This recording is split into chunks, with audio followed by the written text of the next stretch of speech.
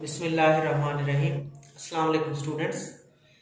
9th class आपके biology के chapter number 1 का लेक्चर नंबर 1 है और सबसे पहले हम देखते हैं इंट्रोडक्शन टू बायोलॉजी। इसका मतलब क्या होता है कि बायोलॉजी का तारुफ। ठीक है, बायोलॉजी का तारुफ करने से पहले हम सबसे पहले साइंस की तारीफ करेंगे। बेटा सबसे पहले साइंस की तारीफ करेंगे। मैं आपको वैसे बता दूं बेटा, साइंस एक इल्म है जो कि इंसानी मुशाहदात और तजर्बात से हासिल होता है। ठीक है, आपको सबसे पहले पता होना चाहिए कि साइंस एक इल्म है, साइंस एक नॉलेज है जो इंसानी मुशाहदात और तजर्बात से हासिल होता है। इंसान के मुशाहदात और तजर्बात से हासिल होने वाला इल्म साइंस कहलाता है।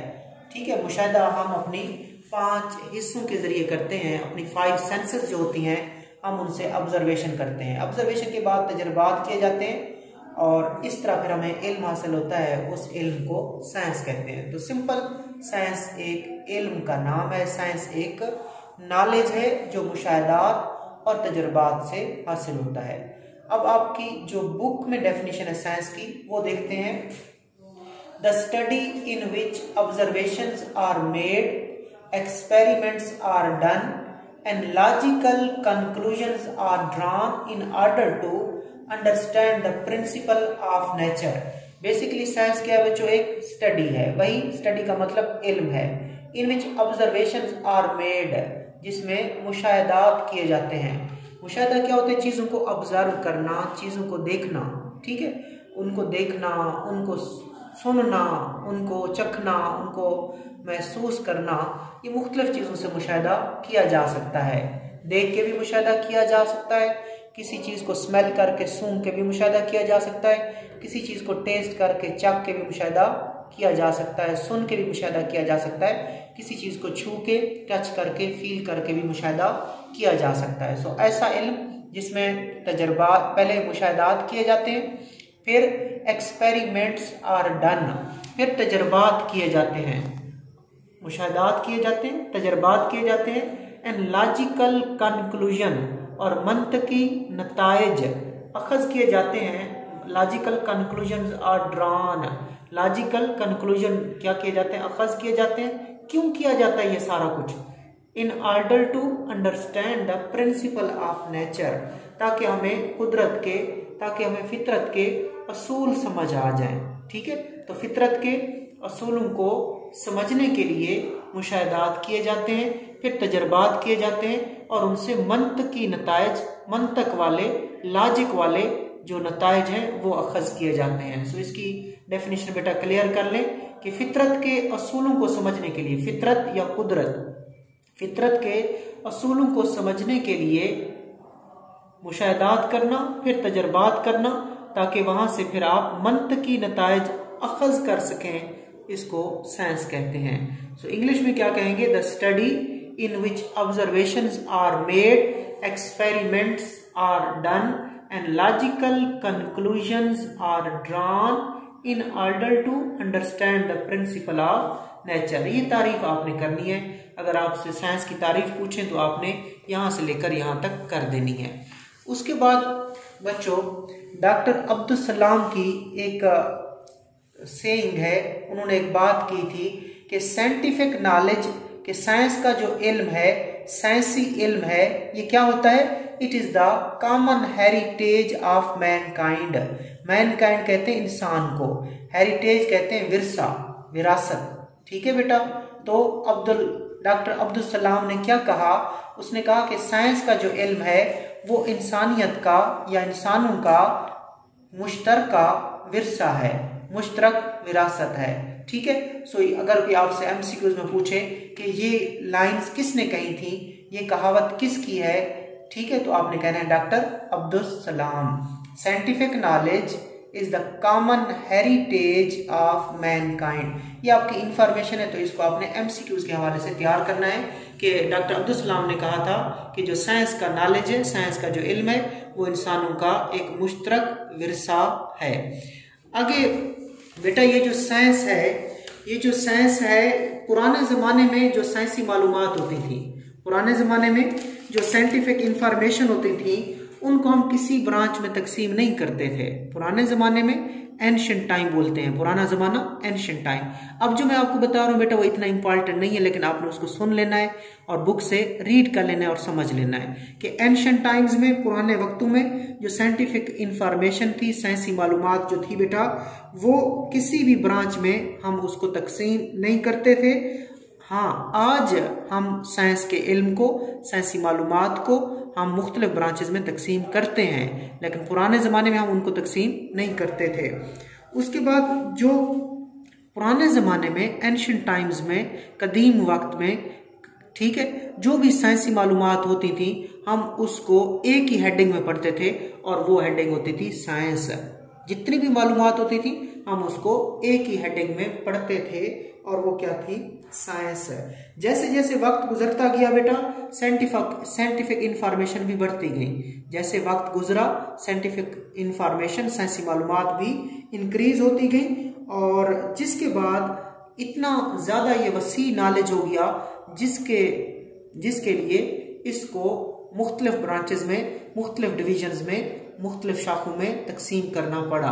आज साइंस की मुख्तलिफ शाखें हैं। एक शाख बायोलॉजी है जो आपने जो सब्जेक्ट रखा है अपना बायोलॉजी, आपने ये भी साइंस की एक शाख है। फिजिक्स भी आपका सब्जेक्ट है, वो भी साइंस की एक शाख है। केमिस्ट्री भी आपका 9th क्लास का सब्जेक्ट है बेटा, ये भी साइंस की शाख है। मैथमेटिक्स, रियाजी, ये भी साइंस की शाख है। तो पहला शॉर्ट क्वेश्चन बनेगा, साइंस की तारीफ करें, तो आपने ये तारीफ कर देनी है। ये MCQs बन सकता है बेटा। और साइंस की ब्रांचेस, ये 4 आपने इसके नाम याद करने हैं। और आपसे एक सवाल और पूछ सकता है कि साइंस को ब्रांचेस में तकसीम क्यों करते हैं, साइंस को मुख्तलिफ शाखों में तकसीम क्यों करते हैं? बेटा इसलिए करते हैं क्योंकि साइंस बहुत वसी इल्म है। अगर एक बंदा साइंस को पढ़ना शुरू कर दे तो उसके बस का काम नहीं है, ठीक है। इसलिए साइंस को मुख्तलिफ ब्रांचेस में तकसीम किया जाता है ताकि उसको पढ़ना आसान हो जाए। तो हमारा जो फोकस होगा, आपने बायोलॉजी का सब्जेक्ट रखा है तो मैं आपको बेटा बायोलॉजी के बारे में बताऊंगा। तो हम सबसे पहले चलते हैं इंट्रोडक्शन टू बायोलॉजी। अब सबसे पहले हम बायोलॉजी की तारीफ करते हैं। शॉर्ट क्वेश्चन आता है कि बायोलॉजी की तारीफ करें। तो सबसे पहले डेफिनेशन है। डेफिनेशन इंग्लिश में कहते हैं, उर्दू में कहते हैं कि बायोलॉजी की तारीफ, कि इसकी डेफिनेशन क्या है?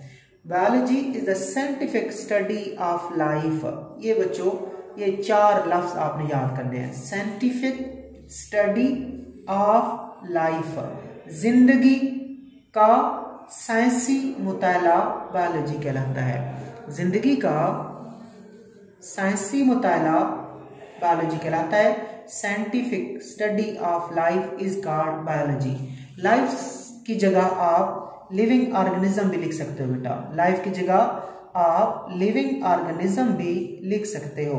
लिविंग ऑर्गेनिज्म का मतलब क्या होता है? जानदार, ठीक है। लिविंग ऑर्गेनिज्म जानदार। तो जानदारों का मुताला भी, जानदारों का साइंसी मुताला भी बायोलॉजी कहलाता है। और लाइफ, जानदारों के अंदर लाइफ होती है, जिंदगी होती है। सो जिंदगी का साइंसी मुताला बायोलॉजी या जानदारों का मुताला भी बायोलॉजी कहलाता है। So scientific study of life और scientific study of living organism is called biology. तो इसका मतलब ये हुआ कि बेटा ये जो आपका बायोलॉजी का सब्जेक्ट है, इसमें आपने जानदारों के बारे में पढ़ना है, इसमें आपने जिंदगी के बारे में पढ़ना है। सो जिंदगी का साइंसी मुताला बायोलॉजी कहलाता है। अब ये जो बायोलॉजी का वर्ड है बेटा, ये ग्रीक वर्ड से निकला हुआ है। 2 ग्रीक वर्ड है, उनसे निकला हुआ है। So the word biology has been derived from 2 words, और वो वर्ड्स कौन है? ग्रीक वर्ड्स हैं, ठीक हो गया। ये जो बायो का लफ्ज है, बायोलॉजी पूरा लफ्ज है, ये 2 ग्रीक वर्ड से निकला है। एक लफ्ज है बायोस और दूसरा लफ्ज है लागोस, ठीक हो गया। तो जो बायोस होता है उसका मतलब होता है लाइफ और लोगोस का मतलब होता है थॉट और रीजनिंग। तो ये पूरा आएगा तो 2 नंबर का शॉर्ट क्वेश्चन होगा कि बायोलॉजी की तारीफ करें, तो उसमें आपने सब लिख देनी है, सारी ये लिख देनी है। अगर MCQs आ जाता है तो फिर यहाँ से बायोस का मतलब पूछा जा सकता है कि बायोस का मतलब क्या होता है? लाइफ, और लोगोस का मतलब क्या होता है? थॉट और रीजनिंग। तो मैं क्लियर करवा दूं आपको। जिंदगी का साइंसी मुताला बायोलॉजी कहलाता है और बायोलॉजी का जो लफ्ज है ये यूनानी लफ्जों से अखज किया गया। यूनानी जुबान के 2 लफ्जों से अखज किया गया। एक लफ्ज है बायोस मीनिंग लाइफ, बायोस एक लफ्ज है उससे निकाला गया। बायोस का मतलब क्या बनता है, लाइफ यानी कि जिंदगी, और लोगोस का मतलब बनता है सोचना या वजह तलाश करना। Scientific study of life is called biology. The word biology has been derived from two Greek word, यूनानी लफ्ज। One is bios meaning life and other one is logos या लागोस मीनिंग थॉट और रीजनिंग। तो ये आपने biology की definition देखी। आगे चलते हैं बेटा। ये जो बायोलॉजी है बेटा, ये भी एक वसी इल्म है। ये जो बायोलॉजी है ये भी एक वसी इल्म है, लिहाजा इसको भी अकेला बंदा समझ नहीं सकता। तो लिहाजा इसको सही तरीके से समझने के लिए, अपनी आसानी के लिए, हम बायोलॉजी को डिविजन्स में तकसीम करते हैं और फिर ब्रांचेस में तकसीम करते हैं। डिविजन्स हम आज देखेंगे, ब्रांचेस हम अपने नेक्स्ट लेक्चर में देखेंगे। सो बायोलॉजी की आज क्या पढ़ेंगे हम, डिविजन्स। क्यों करते हैं डिवाइड बायोलॉजी को, ताकि समझना आसान हो जाए जानदारों को। There are 3 major divisions of the biology which study the different aspect of the lives of the major group of the organism। और बायोलॉजी की कितनी बड़ी डिविजन्स होती हैं, 3 बड़ी डिविजन्स हैं। याद रखिएगा बायोलॉजी की कितनी डिविजन्स हैं, 3 बड़ी डिविजन्स हैं। in which we study the different aspect of the lives of the major group of the organism, जिसमें हम जानदारों के जो बड़े बड़े ग्रुप्स हैं, उन जानदारों के बड़े बड़े ग्रुप्स में जो जानदार हैं उसमें हम उनकी जिंदगी के मुख्तलिफ पहलुओं का मुताला करते हैं। नहीं है इंपॉर्टेंट इतना, बस आपको इतना पता हो बायोलॉजी की कितनी डिविजन्स हैं, 3। उन डिविजन्स के नाम आने चाहिए। डिवीजन ऑफ बायोलॉजी कितनी, 3। उसके बाद बाकी रहने दीजिएगा, रीड कर लीजिएगा। बस कौन कौन सी डिवीजन है उनके नाम आपने याद रखने हैं। पहली है बेटा जूलॉजी। बायोलॉजी की 3 डिविजन्स हैं। पहली है जूलॉजी, दूसरी है बॉटनी और तीसरी है माइक्रोबायोलॉजी।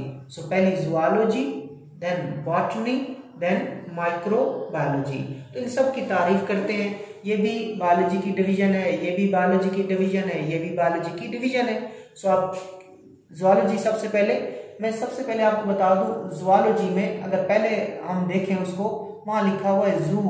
क्या लिखा है बेटा, जू लिखा हुआ है। और जू का मतलब होता है चिड़ियाघर। और चिड़ियाघर में जब हम जाते हैं तो हमें क्या नजर आते हैं, जानवर नजर आते हैं। तो जू मतलब चिड़ियाघर। चिड़ियाघर में क्या देखते हैं हम, जानवर। तो जूलॉजी में हम जानवरों का मुताला करते हैं। किसका मुताला करते हैं, एनिमल्स का मुताला करते हैं। तो जूलॉजी के लिए आपने जो मेन लफ्ज याद रखना है, एनिमल्स। द डिवीजन ऑफ, तारीफ देखें मुकम्मल, the division of biology which deals with the study of animals, ठीक है, इट इज कॉल्ड जूलॉजी। कि बायोलॉजी की वो डिवीजन जिसमें जानवरों का मुताला किया जाता है। जानदारों नहीं बोलना, जानवरों बोलना है, ठीक है बेटा। सो बायोलॉजी की वो डिवीजन जिसका ताल्लुक जानवरों के मुताला से है उसको जूलॉजी कहते हैं। या सिंपल जानवरों का मुताला, एनिमल्स का मुताला, एनिमल की स्टडी को जूलॉजी कहते हैं। The division of biology which deals with the study of animals is called zoology. आगे चलते हैं बॉटनी। यहाँ पे आपने किसका मुताला किया, जूलॉजी में आपने एनिमल्स का मुताला किया, बॉटनी में आपने किसका मुताला करना है, प्लांट्स का मुताला करना है। ठीक हो गया, पौधों का मुताला करना है। So the division of biology which deals with the study of plants is called botany. पौधों का मुताला बॉटनी कहलाता है। सो बॉटनी के लिए लफ्ज क्या याद रखना है आपने, पौधे। जूलॉजी वो नाम से जाहिर है, जू का मतलब चिड़ियाघर, चिड़ियाघर मतलब एनिमल्स। एनिमल्स का मुताला जूलॉजी और स्टडी ऑफ प्लांट को क्या बोलते हैं, बॉटनी कहते हैं। ठीक है, लेकिन डेफिनेशन पूरी लिखनी है, मेन लफ्ज पता हो, बॉटनी मतलब प्लांट्स। सो द डिवीजन, तीनों है क्या, डिविजन है, तो ये आपने लाजमी ऐड करना है। The division of biology which deals with the study of plants is called botany. फिर एनिमल आपको पता है कौन कौन से होते हैं, ठीक है, कैट हो गई, डॉग्स हो गए, हॉर्सेस हो गए, फिशेज हो गई, ये सारे एनिमल्स है बेटा। और बॉटनी में मुख्तलिफ किस्म के पौधे होते हैं, रोजेस होते हैं, ठीक है, और उसके बाद पाइन का दरख्त होता है, मैंगो का दरख्त हो सकता है, ग्रास हो सकती है, वो आप लिख लीजिएगा कि ये एग्जांपल है प्लांट्स की। आगे चलते हैं माइक्रोबायोलॉजी। ये भी नाम से जाहिर है कि ये बायोलॉजी की वो डिवीजन है जिसमें हम माइक्रो ऑर्गेनिज्म का मुताला करते हैं। किसका मुताला करते हैं, ये मेन लफ्ज है माइक्रो ऑर्गेनिज्म। अब माइक्रो ऑर्गेनिज्म खुद बता रहा है कि ये वो ऑर्गेनिज्म, ऑर्गेनिज्म का मतलब है जानदार, माइक्रो का मतलब छोटे, यानी कि वो जानदार जो छोटे होते हैं और वो आम आंख से दिखाई नहीं देते, उनको देखने के लिए किसकी जरूरत होती है बेटा, माइक्रोस्कोप की जरूरत होती है, ऐसे जानदारों को हम क्या कहते हैं, माइक्रो ऑर्गेनिज्म। मिसाल के तौर पर वायरस हो गया बेटा, मिसाल के तौर पर प्रोटोजोआ हो गए, मिसाल के तौर पर बैक्टीरिया हो गया, ये सारे माइक्रो ऑर्गेनिज्म हैं। ये नेकेड आई से, आम आंख से दिखाई नहीं देते, इनको देखने के लिए किसकी जरूरत होती है, माइक्रोस्कोप की। सो डेफिनेशन देखते हैं जो आपकी बुक ने बताई। The division of biology which deals with the study of micro organism such as bacteria etcetera is called microbiology. Biology की वो डिवीजन जिसमें माइक्रो ऑर्गेनिज्म, मिसाल के तौर पर बैक्टीरिया का मुताला किया जाए, बायोलॉजी की वो डिवीजन जिसमें माइक्रो ऑर्गेनिज्म, मिसाल के तौर पर बैक्टीरिया का मुताला किया जाए, माइक्रोबायोलॉजी कहलाती है। The division of biology which deals with the study of micro organism, कौन सा, such as bacteria, it is called microbiology. तो आज जो आपने देखा उसमें आपने एक तो साइंस की तारीफ याद करनी है और डॉक्टर अब्दुल सलाम ने क्या क्या बात की थी उसके आपने लफ्ज याद करने हैं, उसके बाद साइंस की ब्रांचेस के नेम आपने याद करने हैं, फिर बायोलॉजी की तारीफ देखनी और बायोलॉजी जो लफ्ज है वो दो लफ्जों से निकला है, बायोस और लागोस, उनके आपने मीनिंग याद करने हैं। उसके बाद बायोलॉजी की डिवीजन कितनी है, उनके नाम क्या है, फिर हर डिवीजन की डेफिनेशन क्या है। ये बेटा आप लोगों का फर्स्ट लेक्चर था बायोलॉजी के इंट्रोडक्शन के बारे में। अल्लाह हाफिज़।